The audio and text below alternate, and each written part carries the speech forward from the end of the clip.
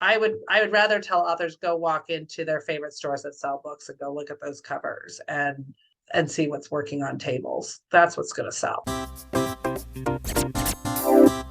This episode is brought to you by my book, Get Your Stuff Done. Review what's inside and purchase it at izoldat.com/getyourstuffdone.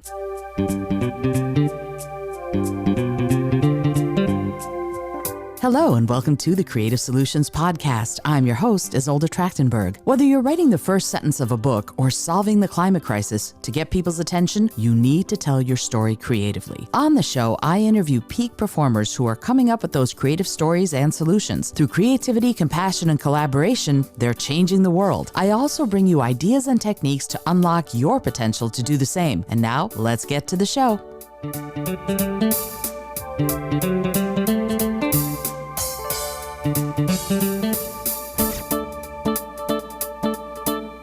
Hey there, and welcome to the Creative Solutions Podcast. I'm your host, Izolda Trachtenberg. Super happy that you're here. Thrilled to have back one of my favorite guests. Angela Engel is here, and I'm so excited. She launched the Collective Book Studio because she wanted to build a different kind of publishing business, one that adhered to the author's vision every step of the way. Her experience in traditional publishing allows her to introduce beautiful books into the world, and she brings her passion for reading and sharing new ideas into every new project she undertakes. Angela, thank you so much for being here. Welcome. Hi, I'm so glad and really honored to be back on the show. You are the best. I'm so excited to have you on the show. And the one thing, I mean, we spent a fair amount of time chatting about sort of the business end of the Book Collective Studio the last time you were on the show. And if you've listened to it already, then you can know that. And if you haven't, then go back and get that information, because Angela is amazing and gives incredible information. But I want to talk about something that's a little bit different with you, Angela. First of all, I'd love to find out how you are. You just mentioned there's a huge rainstorm, but what else is going on? On a little bit of a personal note, what's going on with you? How are things going? Yes, I'm in the Bay Area, so there's like rain and everything today. And I was like, ooh, let's like make sure, everyone's. Well, on a personal note, I have 3 girls and we didn't have enough umbrellas this morning. There was a fight over who got the right umbrella. Oh, no. Well, and my high schooler won because she has to stand at the bus. But on a personal note, my business has really grown since we last talked. We do about 30 titles a year. The children's space has really taken off for us, I think, because fabulous. We've won quite a lot of awards, and we even became a STEM finalist in the Children's Book Council, which was a huge honor for Little Loon Finds His Voice. So I think it's just been wonderful. The partnerships we are seeing with libraries and booksellers just continues to grow. That is so fabulous. And I worked at NASA for many years doing environmental education K through 12. So anything that is STEM education to get kids excited about some of that stuff is incredible to me. What are some of the challenges that you're running into, if there are any, of sort of getting kids excited through books in those STEM fields, science, technology, engineering, and math? That's a really good question. I mean, I tend to, in the children's space, probably publish more, fiction than obviously nonfiction. But so to take fiction, but use back matter that is important to the teachers, I think is an important way to sort of get kids thinking about, they're reading this story about loon calls, or they're reading something on social emotional learning. And then it's the back matter that then they can apply back into the classroom. But it's that allowing that fiction, that story, to take the kid to a world they love to be, right? We all love to, that's the beauty about fiction often. Absolutely. And, it's interesting to me, when I worked at NASA, my boss was a soil scientist, and she would say, bring me anything in the known universe, and I can relate it somehow back to soil. And I would say, quasars. And she's like, well, here's how they relate to soil. And she would tell these wonderful stories all about how this little bit of soil could interact, or might have interacted at some point, with a quasar or with the moon or with water that is around on the other side of the planet, things like that. And so it gets you excited. And when we're writing, we need to, I think, write to that excitement, that building that engagement and excitement, especially in kids. So when you're doing that, when you're working with these authors and you say, for example, that you want to adhere to the author's vision, I have a strange little question for you. What happens when the author's vision sort of is counter to what would be best practice in publishing, either for education or just for the general public? That's a great question. I mean, this is where I've been quoted before. I've said our authors choose us as much as we choose them. Mm, Okay. mm-hmm, It is partnership publishing. Some people call that hybrid, but I sort of take every single project, and some of the things I invest myself and my own resources in, some are fully invested. I mean, I would say my entire list, I am invested, because if you go into the trade, you have access to my marketing department and staff there and overhead there. But so I already know that for me, if that author is, it's pretty clear when that author needs a self-published platform, or if they really want to try an agent in traditional, even at time of submission. mm-hmm, And then when an author, I've learned along the way that when I have given in, the sales are not there. So mm, now I have more data. So I'm now going into year 5. So maybe 2 years ago, I may have said, fine, let's just do that. The author is very, very like digging their heels in. And I've definitely been very clear with these authors, like, hey, this is our side. Here's what we think the cover should go. And I think now I'm even more clear as I do submissions and those upfront conversations with authors that there is, ultimately, we're a publisher and we're here to do business, and we're here in the trade market that is extremely different than an online platform. And so you're coming to us because we're experts. We're from the traditional space. And ultimately, my particular company, we generate more money from our book sales than we do from our creative fees. So it is imperative that the book sells for my particular company. Yes. for your particular company or for your particular business model? Because your business model is different than a lot of other publishing companies. Yes, that's true. Thank you for that clarity.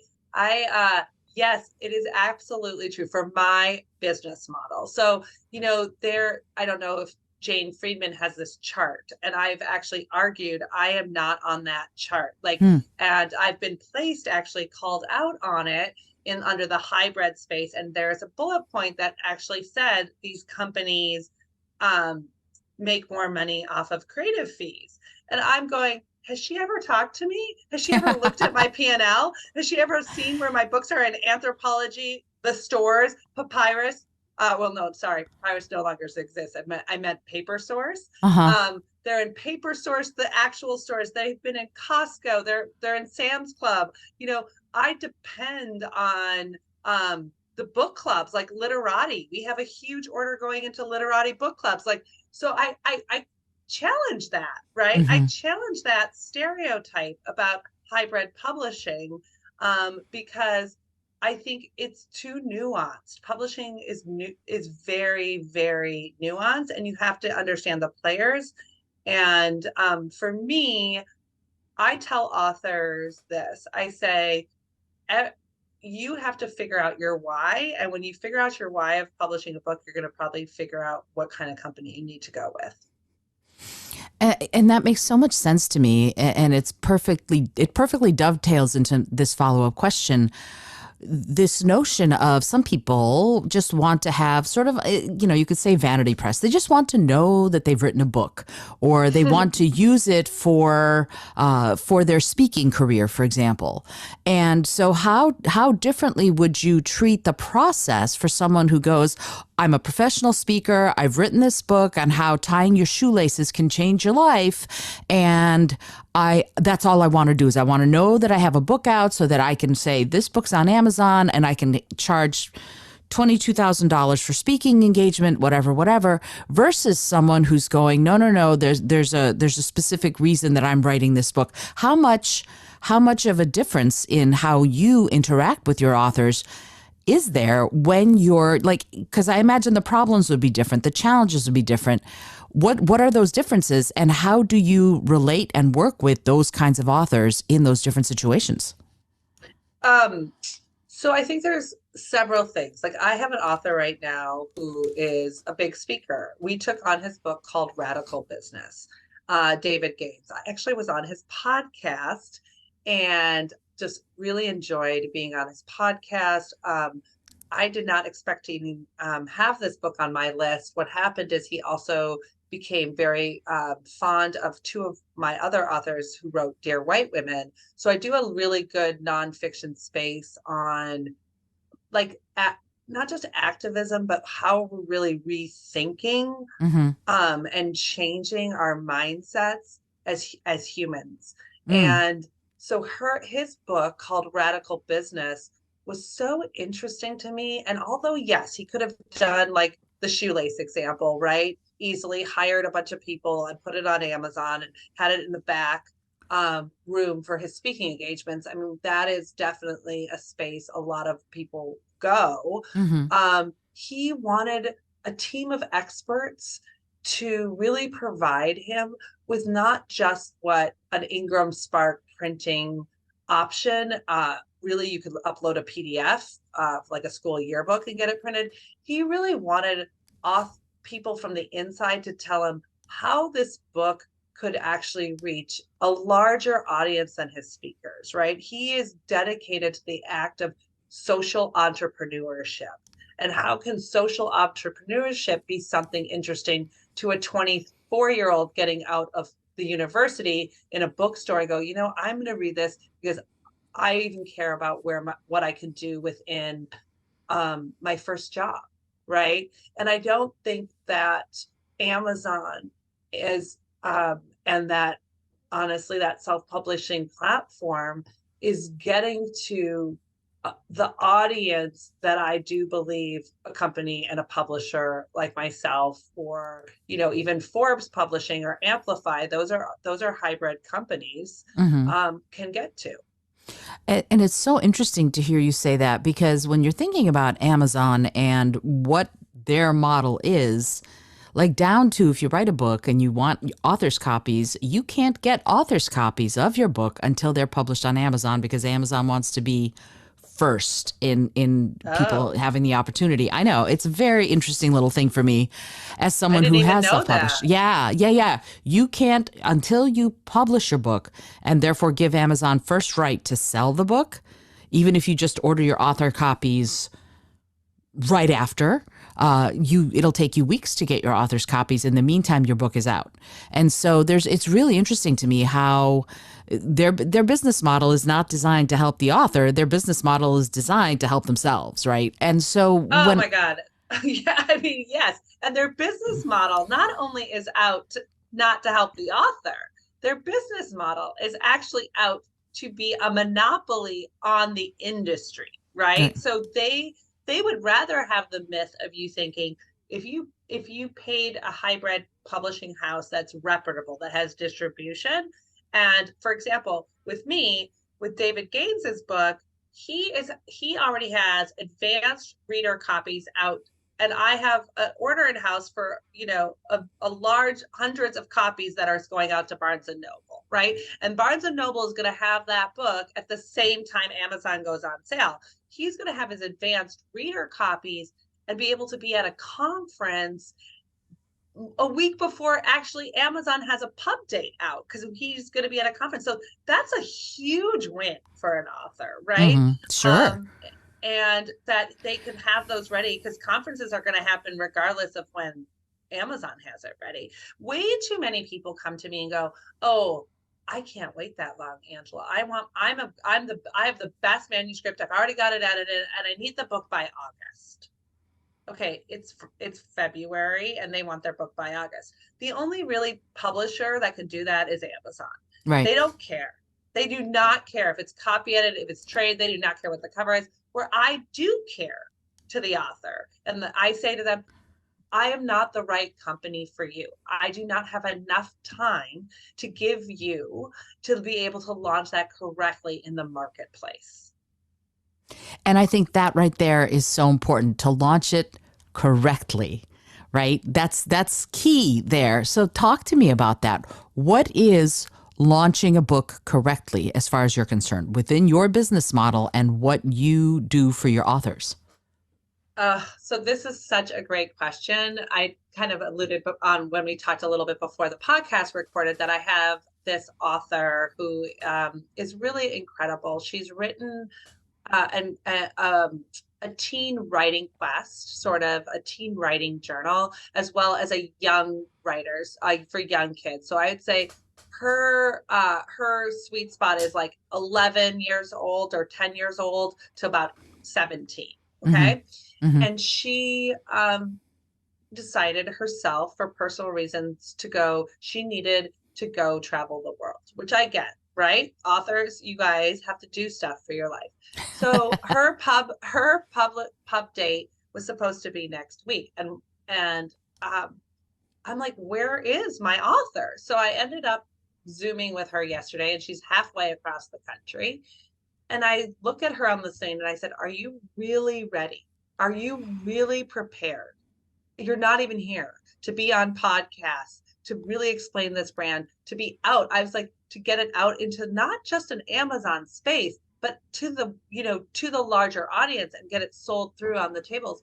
And she said she wasn't ready. I said, so when you're coming back, I moved a lot of mountain, I feel. And we are pubbing it in May when we can hire a publicist and all of Mm. this stuff. And she sent me the most beautiful email. And she said to me over Zoom, and she said, Angela, there is nobody like you that ever goes to bat for your authors like you do. And I said, listen, it is not favorable if your book just gets put up on Amazon and you're not ready to ask for those reviews and to be out there, to be out in a bookstore and holding up your book, to be doing Goodreads giveaways or whatever you need to do. It is not worth it for me as a publisher, because what it means is that you're just going to be buried in an algorithm and we will never get those months back, right? It will be always based on those pre-launch sales. Those are really important. Your community is really important. Your writing community is really important. And you need to give yourself at least minimum 4 months lead time to start seeding that market with your community. And if you don't have that 4 months lead time, I would recommend postponing that book. And that's so fascinating to me because when you're in it as an author, I mean, coming at it from my perspective, I write books. When I'm in it as an author, I write it and I want to talk about it, and then I have 14 other books that I want to write. I literally have like 7 in my head right now because I'm continuing series, blah, blah, blah. And so when you're looking at that, when you're looking at it from the perspective of this is the Creative Solutions podcast, what happens between you and your authors in finding those lateral ways of thinking? You were able to give this author another few months, like, hey, go get your traveling yayas out. That's great. Go do that. Take care of yourself, and let's have this happen in May, which is terrific. But what happens if the author's going, okay, I've done what I can with this and I can't focus on it anymore? Do you have strategies for handling that when an author is like me and goes, I've written this book and now all I want to do is go on to the next book? What do you do then? I have that situation as well. And I caution that I caution people to really focus if it depends on where you're at in a series. Like if it's your debut, if it's your first in a series, and I don't publish, mind you, fiction, adult fiction or memoir. I publish like in a kids series would be an example, but Hmm. I really or like in nonfiction, self-help, it might be your next, you might be doing one on parenting, and the next one you want to be doing just solely, for example, on women anxiety or something. You want to be a little more specific. I would probably ask the author to really dig into to their first book, their audience, and at least allow that first couple months of sales and pre-orders to actually get into the marketplace. To focus, I always say, focus more your energy on being out there to the press, like go to your local newspaper, go to, some book clubs, like really first do that, because your first book is what's really going to help carry your next one. It just is, it's true. Yeah, I absolutely. I couldn't agree more, especially as I write like the continuing books in my fiction series. But there's something that I'm very curious about within what you're talking about. We're talking about hybrid publishing. We're talking about dealing with, well, authors like me who are temperamental and fly by night and whatever. But there's another part of this that we haven't touched on yet, and that is, how do you provide support to authors in this changing technological landscape? Like, social media has changed a great deal. NFTs, I don't know if they're gone now or if they're going to come back at some point, but there was this rush of everybody should put out NFTs, and you're going to put out different versions of your cover as an NFT and see if you can get people to get excited about it, blah, blah, blah. How do you ride those particular changing tides where technology dictates what we're able to do to such a great extent, and social media and Web3 and all of that? How does someone like you, with the sort of partially traditional, partially not model, solve those issues when they crop up? I love this question because I think your audience and all of you authors are going to be surprised. I don't. That's I don't. I really don't. I know awesome. what we I know we are so good. We are the best at what we do, and all that hype is a lot of wasted time and money. We know there was a New York Times piece, I think almost a year ago, about all the big houses going after these big social media, influencers, the Instagram influencers, to write a book, which you're spending a ton of money on a ghostwriter and all this other stuff. And then they notice the books don't even sell through, right? Mm, Or they don't even sell.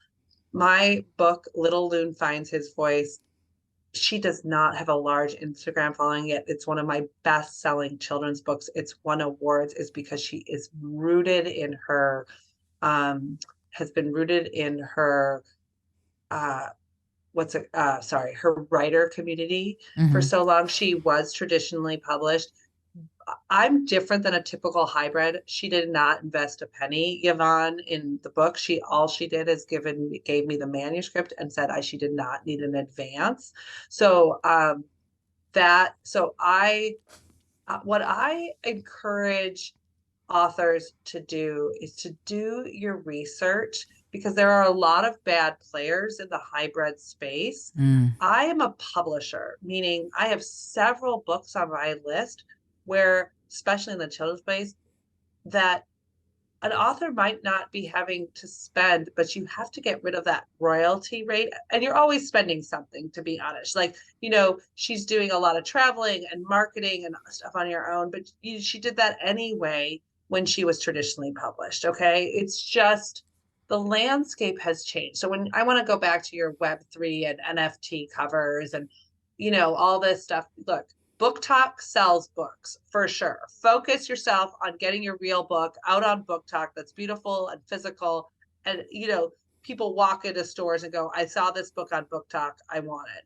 For sure. That's very, very, very different, though, than writing a technological platform that really doesn't even understand publishing. Like that, to me, putting your cover over all this stuff, like, just it's like smoke and mirrors to me personally. I would rather tell authors go walk into their favorite stores that sell books and go look at those covers and see what's working on tables. That's what's going to sell. And I love that you said that, because I go in, there's Barnes and Noble kind of close to where I live, and I go in there and that's what I do. I spend hours looking at book covers to see which books I'm interested in and which books I'm not interested in. And a lot of time, I mean, the cover just sells it. It can, and the cover and the back matter to me will get me interested in an author, for example, that I've never read before. But I do want to say something about this and ask you a question about this. You said that going to Goodreads and getting that kind of stuff together and working your community. What is your advice to an author who's just starting out in that way? I mean, oh yes, they can come to you and say, help me, but you mentioned that having a community and really being involved with that community is important. How would an author do that if they're new and they've decided to write this book? How would they solve that problem of I don't have a community? What would your advice be to someone like that? This would be my first advice. I was just at Winter Institute at the American Booksellers Association. I just got back Wednesday night, and I listened in on a very interesting panel of booksellers who the events, who are amazing, like Patricia, who does politics and prose, and books and books was there, and anyway. This was their advice to authors. Go to bookstore events. Go in, listen to the other authors, go after them, support them. You have a local bookstore. Don't just say, call a bookstore and go, I love my book, and have you ever even been in the bookstore? Or you've never seen an author give a bookstore event, right? But the cool part, they said, is if you go in and you support each other as authors, you're building community, meaning you show up, right, for one author event. They show up for you. They bring a friend. You guys all are starting to show up for each other. That's one great, easy way to build community, right? You go to your library. Libraries have incredible groups and communities. I would focus on, look at your library programming. Start going to some library programming. If you live extremely far out and you don't have a great bookseller, there are still bookstores like Books and Books in Miami who are doing virtual events. Join a virtual event of a book reading and maybe chat the author afterwards, or chat another author in the room and say, hey, would you mind if I sent you an early copy of the book, I would love a blurb from you. Authors actually often help sell other authors' books. Blurbs by other authors, readers read, right? If I'm a reader and I, for example, want to buy a cookbook, if another cookbook in that similar genre, like a vegetarian cookbook, if a chef that I know and love and follow is going to blurb that, I'm going to be like, oh, I should buy this debut cookbook also. I might not know who the author is, but I had already bought the other one. You see what I'm saying? So I think that, and the best way to do that, I know that you can be introverted. I know you can be shy. Just start sitting in the back of the room and taking notes. You at least showed up. Absolutely. And one of the things that, for example, that I did for myself, I started my own writers group. I went, you know what? I'm vegan. And so what I did is I'm going to hit up all the vegans that I know. There's a group called Vegans of New York City, 12,000 people strong. And I went, hey, are there any vegan writers in this group? So I kind of made my pool a little bit smaller because they're all vegans. And a bunch of people said yes. And now we have 80 people in the group. And so that's a way. And when I was doing the book release, for example, this past Tuesday, we released our first anthology. A bunch of people showed up, in part because they're in the group. So that's another way I think you could probably do it, is to build community from that way, even online, especially if you are living somewhere that isn't New York City or somewhere in the San Francisco area where there's just so many people. So there is this very interesting way that we can be using technology to connect, to make those connections, even if you can't be there in person. What are your thoughts on that? Um, so I have several thoughts on this. So you're saying, how can you build community even if you can't be there? You can join Facebook groups, right? You can post the event on your Facebook or, easily and say, hey, anybody in this area, and support the author that way. I mean, just small little steps like that. Um, can really help authors. I think what I've noticed when authors are really, really great is that the day, their book birthday day, they have a few other author friends and they ask their author that day to like really post on their social media, to tweet out, the more eyeballs. So there's so many little things now, as we said, with the power of social media, we absolutely need it for authors. It's just how to use it strategically around those launch dates. Oh, I couldn't agree more. And it's easy. It's easy to do it wrong. For sure. If it's okay with you, Angela, I'd love to pivot just a little bit. And we Of didn't chat course. about this beforehand. I don't know what your hard stop time is, but I would love to find out from you a little bit. You're a woman. You own a company. You have a family.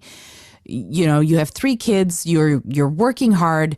How do you solve the problems that I'm sure inevitably crop up when you are sort of faced with, here's my business and it's having a problem, and I also have these issues to deal with in my family life? Not that I want the details, but how do you come up with ways? What are you doing to think outside the box to manage both of those things simultaneously?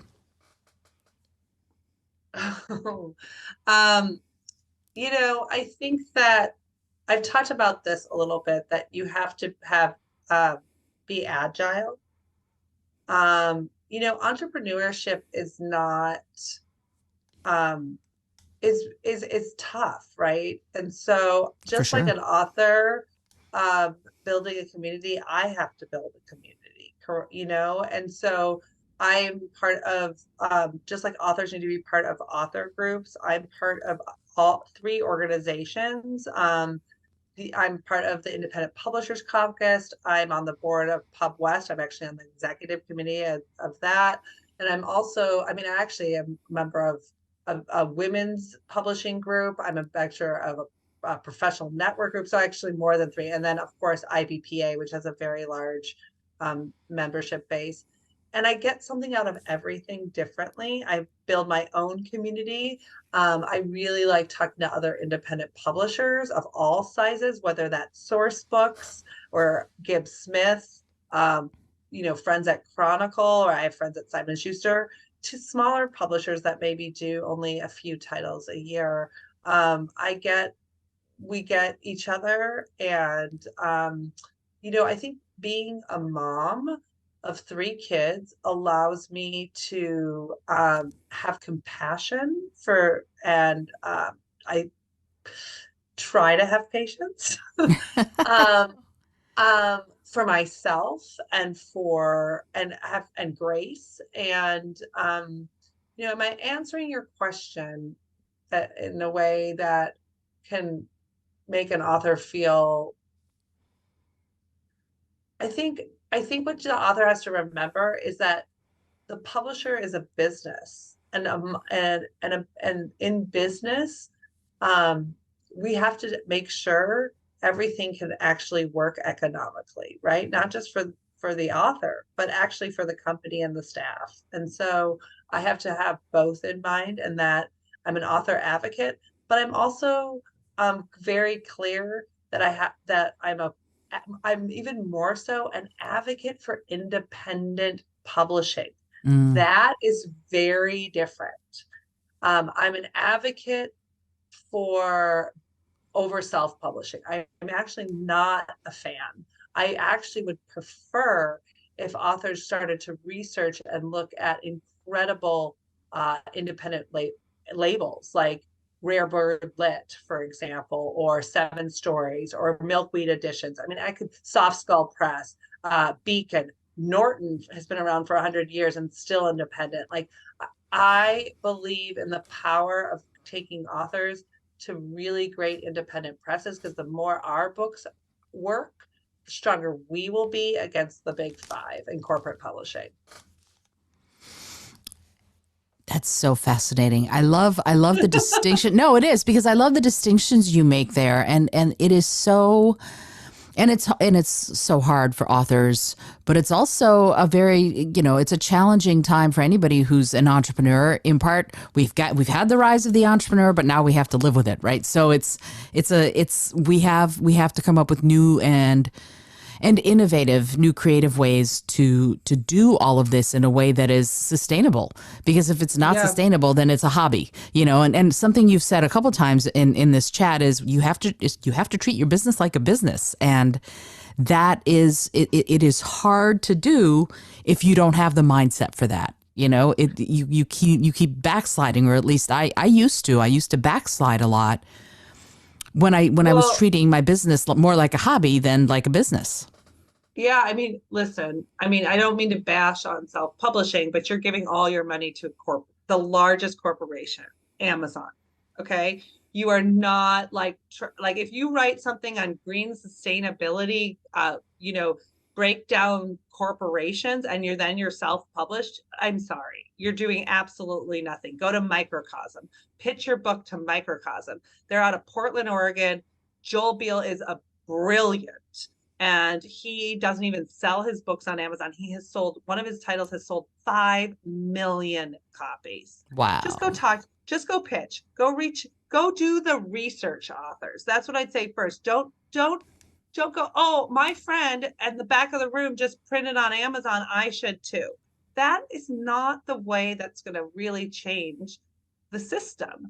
The way that's going to change this actual systemic problem is big authors, celebrity authors, stop signing with the large corporate houses if they don't need the big advance, and put their books into independent, really great, awesome, publishing companies.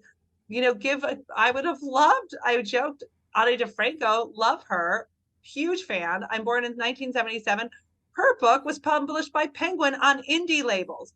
I was like, oh my God, if Ani DeFranco had come to me, I would have published her book in a heartbeat. Did she really need that big advance? Or could she, because if she had given me that children's book, Angela Engel, it would have changed my entire business. I would have been able to sell, again, not what Jane Friedman's chart says. My business is based on sales. So if I Right. had her book, it would have upped my bottom line and would have allowed all of my other authors to benefit from that.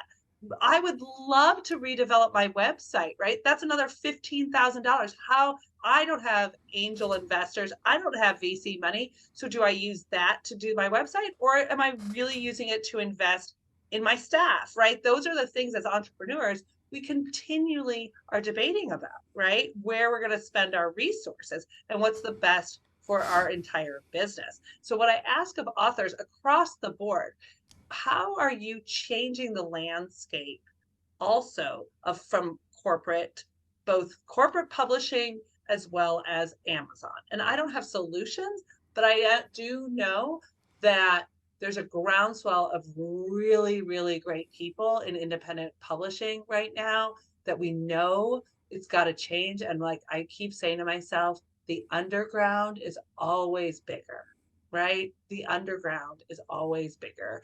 And with massive support, you do, and we do create change. And so I've been in publishing for 23 years. I've been at the best and the biggest height of publishing, where the Four Agreements, a tiny little publisher out of San Rafael, Amber Allen, it was on a New York Times bestseller list. That is so impossible at this point on so many levels, and an entire another podcast of why. But that's the part that I dream about we will get to again, right? Where it's even if it's not my particular title that made that list, I want to be part of that movement where helps that author and that large publisher have another four agreements, have another power of now, and that's why I do what I do every day. And mic drop. Wow. That was awesome. Wow, Angela, thank you. That was terrific. And I so appreciate everything you're saying, and that you took the time to be here. I would love, I know you have a life to get back to, so I don't want to keep you too long, but I was wondering if you wouldn't mind telling anybody who's listening where they can find the Collective Book Studio and where they can find you on social. Speaking of social, where's the best place to locate you? Totally. Oh, by the way, and if anyone's listening, let's let that clip, Izolda, right? Izolda, right? I'm pronouncing it correctly. Let's have that part go viral. Like I would love that part to go viral. Anyway, so anyone's listening, if you've got that, let's just get that part viral on social. So it's the collectivebook.studio is my website. I, try to be a little woke or something. Some young people told me I have to do .studio instead of .com, but it will go over there if you put .com. But it's the collectivebook.studio. And there's a submissions page. Really, if you're a nonfiction author, I love self-help. As you can see, I'm so passionate. I want the next power of now. So please submit. I'm at the Collective Book Studio on Instagram. LinkedIn is a great place to reach me, my own Angela Engel. We have a LinkedIn page for the Collective Book Studio, but I just encourage people to, I'm very, very reachable on LinkedIn in my chats. And so those are all great places to reach us, and join us on our Instagram. It's really beautiful. It's really engaging. And we really try really hard to support our authors as well as all of our bookstores and our book bloggers on that particular platform. Awesome. And I am going to put all of that into the show notes so that you'll be able to just tap and get to any of that, what Angela just said. And I decided I'm going to make an audiogram of that little rant that you had, and we'll see if we can't get that to go viral. That would be awesome. Oh my God. I will post that on my LinkedIn. I have over 2,000 followers on my LinkedIn personally. That's my own, my Instagram is private for many reasons for my children. Mm-hmm. So if you want to DM me on Instagram, do it through my business, the Collective Book Studio. But my LinkedIn is myself. And if you give me that clip, I will put it right there with you with the clip as well on my. Awesome. Yeah, let's let that. And I think LinkedIn that would be really amazing. All right, yeah, I will do it. I will totally. No, I absolutely will do it. Okay. One last question before I let you go. And you might remember this question from the last time, but if you don't, that's even better. The question is this: if you had an airplane, environmentally friendly, of course, that could skywrite anything for the whole world to see, what would you say? The time is now. And there we go. Another mic drop. I love it. I love it. It's true. It really is. That's all that needs to be said. Angela, I am so grateful that you took the time, and I didn't ask you if you have time to do the little bonus questions that I usually have at the end. So if you do, we'll talk about it in a sec. If you don't, I totally understand. Thank you so much for being here and for this incredible conversation. I really appreciate you and your words. Thank you so much. It's always fun. I have such a fun time talking with you. This is Izolda Trachtenberg for the Creative Solutions Podcast. If you enjoyed today's episode, you need to go look up the Collective Book Studio, learn more about Angela Engel and the incredible work she and her staff are doing on behalf of authors all over the place. You really should check that out. If you like what you've heard, do me a favor, subscribe, tell a friend. I would love to get more ears on these incredible conversations that we're having. Until next time, as always, I remind you to be bold, be creative, and most of all, be kind.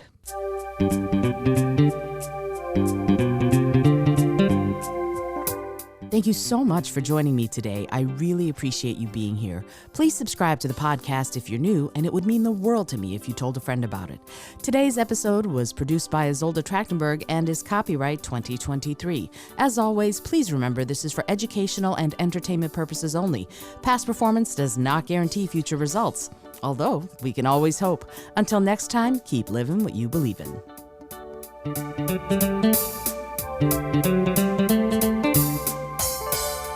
Thank you.